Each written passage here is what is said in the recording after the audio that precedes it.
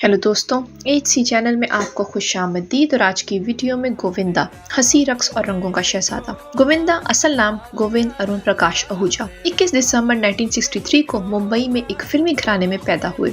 एक ऐसा घराना जिसमें ख्वाब तो बहुत थे मगर दस्तक देने वाली गुर्बत उनसे भी ज्यादा तेज थी। बाप अरुण आहूजा एक जदोजहद करते अदाकार, मां निर्मला देवी मशहूर क्लासिकल गुलकारा, कहीं रोशनी कहीं अंधेरा, और इन्हीं के बीच जन्म लेता है एक ऐसा सितारा जो बाद में पूरी इंडस्ट्री को जगमगा देगा। बचपन जरूरतों के शिकंजों में गुजरा। गोविंदा ने अक्सर अपनी माँ के चेहरे पर थकन देखते तो दिल में एक आग भड़कती। कभी तो कुछ बनकर दिखाना है, कभी तो इस शहर को बताना है कि गुर्बत रुकावट नहीं, हिम्मत है। यूं नौजवानी में स्टूडियो के चक्कर लगाने लगे। एक सूरत, एक मुस्कुराहट, एक तवन्नाई जो किसी के पास ना थी। 1984 में फिल्म अलाउद्दीन से एंट्री हुई, मगर असल धमाका तब हुआ जब लव 86, खुद गर्ल्स और फिर एक के बाद एक सुपरहिट कॉमेडियों ने गोविंदा को नाज़रीन के दिलों में बिठा दिया। पूरी इंडस्ट्री इसे चॉकलेट हीरो और कॉमेडी का बादशाह कहने लगी। इनका डांस बिजली की लपक, इनकी स्क्रीन एनर्जी जैसे पूरा सीन इनसे जिंदा हो जाए। 90 की दहाई में राजा बाबू, हीरो नंबर 1, दीवाना मस्ताना, भाई, साजन चले ससुराल, जो डांस किया वो सुपरहिट। गोविंदा एक जादू थे जिसके सामने ना फॉर्मूला चलता था ना मुकाबला।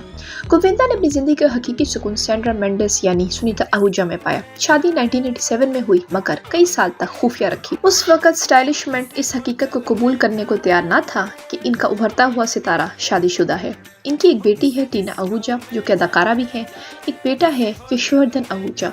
गोविंदा अपने बच्चों से बेपनाह मोहब्बत करते हैं और इन्हें हमेशा फिल्मी दबाव से दूर रखकर पाला। सन 2000 के बाद किस्मत ने रुख बदला। फिल्में चलना बंद हुई, सियासी मसरूफियात बढ़ी, स्टाइलिशमेंट ने साथ छोड़ा मगर गोविंदा नहीं टूटे। इनकी रिवायती हंसी के पीछे एक थका हुआ दिल जरूर था मगर हार न मानने वाला दिल। 2014 में हैप्पी एंडिंग, फिर रंगीला राजा और इसके बाद मुख्तलिफ शोज गोविंदा बार बार साबित करते रहे कि इनकी फिल्मी रोशनी बुझ जरूर सकती है, मिट नहीं सकती।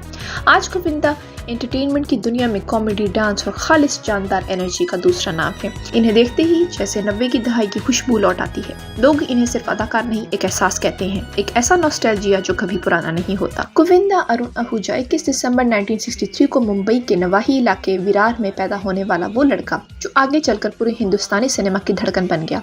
माँ निर्मला देवी एक बावकार गुलकारा और अदाकारा, और बाप अरुण कुमार आहूजा जिसने औरत जैसी क्लासिक में काम किया। गोविंदा के लिए फन की दुनिया कोई अजनबी रास्ता ना थी, लेकिन किस्मत ने इनके लिए सफर बहुत कठिन बना दिया। घर की कश्ती एक नाकाम फिल्म की भट्टी में जलकर राख होने को थी और खानदान ने अपने कार्टर रोड बंगला छोड़कर विरार के काम से इलाके में पनाह ली। मगर इसी गली, इसी धूल भरी हवा में एक रक्स करता हुआ बचपन परवान चढ़ा, जिसे घर वाले प्यार से चीची कहते थे, पंजाबी में मतलब छोटी उंगली।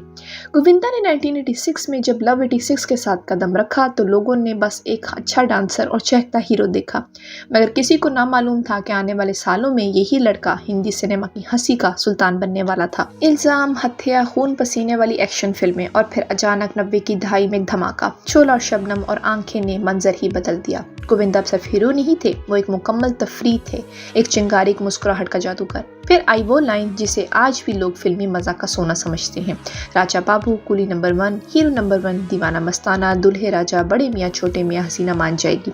एक के बाद एक हिट, एक के बाद एक हंसी का तूफान। Film fair award, special honours सब इनके कदमों में। 2000 की दहाई ने इन्हें थोड़ा धुंधला दिया, चंद नाकामियां आई, मगर भागम भाग पार्टनर बॉलीवुड ने फिर बताया गोविंदा कहीं नहीं गए, वो बस कुछ देर के लिए पर्दे के पीछे खड़े मुस्कुरा रहे थे। और फिर एक नया मोड़, सियासत। 2004 में कांग्रेस की टिकट पर मुंबई नॉर्थ से रुकन पार्लियामेंट मुंतखब हुए। 2 दहाइयों बाद 2024 के इंतखाबात से कबल वो शिवसेना में शामिल हो गए, बिल्कुल उसी अदाकारी की तरह एक अचानक लेकिन धमाकेदार पलट। आज भी गोविंदा 120 से ज्यादा फिल्मों का ताज पहनने वाले वो कामयाब अदाकार हैं जिसने स्क्रीन पर रक्स, मजा, मोहब्बत और जुनून को अपने अंदाज से जिंदा रखा। ये है चीची, वो लड़का जो विरार की गलियों से निकला, पूरी दुनिया को हंसाने लगा और फिर भी दिल से बिल्कुल वही रहा, सीधा सादा, हंसता नाचता हुआ गोविंदा। इनका अंदाज जैसे स्क्रीन पर हवा का झोंका चल रहा हो, इनका रक्स जैसे खुशी ने जिस्म इख्तियार कर लिया हो, इनकी कॉमेडी जैसे जिंदगी ने खुद हंसकर जवाब दिया हो। शक्ति कपूर के साथ इनकी जोड़ी, कादिर खान के साथ इनकी टाइमिंग, करिश्मा कपूर के साथ इनकी थरक, ये सब 90s की सिनेमा की धड़कते हुए अल्फाज हैं। 2006 की भागम भाग और 2007 की पार्टनर ने दोबारा हजूम को इनकी तरफ मोड़ दिया।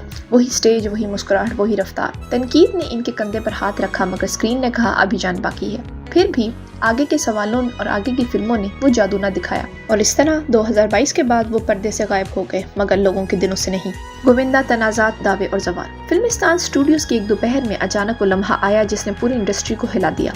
गोविंदा ने एक स्ट्रगलिंग अदाकार संतोष राय को थप्पड़ मारा। मामूली सी झड़प नहीं, एक ऐसा वाक़या जो सीधा सुप्रीम कोर्ट तक पहुंचा। नीचे की अदालतों ने शवाहिद न होने पर केस गिरा कर दिया मगर 2015 में सुप्रीम कोर्ट ने गोविंदा को हुक्म दिया कि माफ़ी मांगकर मामला ख़त्म करो। गोविंदा ने कहा अदालत का एहतराम करता हूँ, तहरीरी हुक्म मिले तो जवाब दूंगा। फिर आया वो दावा, वो बयान जिसने पूरे सोशल मीडिया को आग लगा दी।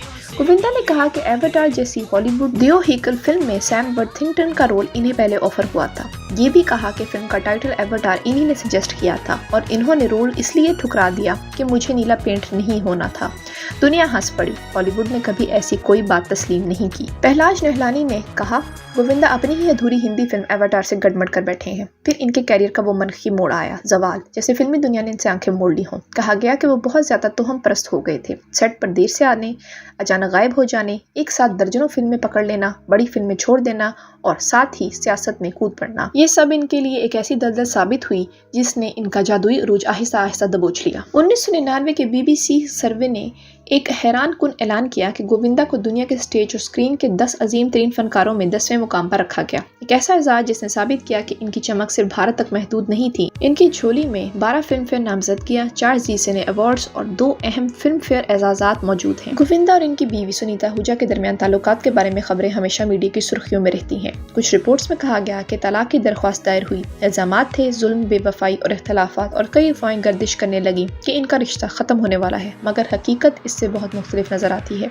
खुद गोविंदा ने कहा कोई हमें अलग नहीं कर सकता। सुनीता ने भी कहा कि ये सब अफवाहें और क्या सराइयां हैं और जब सच सामने आएगा वो खुद सब बताएंगी। इनकी बेटी टीना ने भी कहा कि वालिदैन का रिश्ता मजबूत है और खानदान हमेशा साथ रहा है। हाल ही में इन्हें एक साथ त्यौहार मनाते और खानदान के साथ खुशगवार लम्हात गुजारे देखा गया जो जाहिर करता है कि वो फिलहाल किसी कानूनी या हकीकी इख्तिलाफ में नहीं है। लिहाजा ये खबरें और क्या सराइयां ज्यादातर मीडिया की गपशप और फर्जी कहानियों पर मबनी है। असल जिंदगी में गोविंदा और सुनीता का ताल्लुक बरकरार है और वो अपनी जिंदगी में एक दूसरे के साथ रह रहे हैं, चाहे मीडिया कुछ भी कहे। गोविंदा के बारे में कुछ ऐसी बातें जो आप नहीं जानते। उन्होंने फिल्म एवाटार में काम करने का दावा किया लेकिन उन्होंने नीले रंग का जिस्म ना रंगने के लिए इनकार कर दिया। ये दावा सोशल मीडिया पर काफी मजाक का सबब बना। गोविंदा का नाम ज्यादातर डांस स्टाइल और मज़ाहिया अदाकारी के लिए पहचाना जाता है लेकिन वो पहले एक्शन और रोमानवी हीरो भी थे। गोविंदा ने कभी पार्लियामेंट के रुकन के तौर पर भी खिदमत अंजाम दी हैं लेकिन इनकी अदम मौजूदगी फिल्मी कैरियर और पॉलिटिक्स को साथ न ले चलने पर काफी तनकीद का सामना भी करना पड़ा। उन्होंने अपनी जिंदगी में तकरीबन 120 से ज्यादा फिल्मों में काम किया और 12 फिल्म फेयर नामजदगियां हासिल की।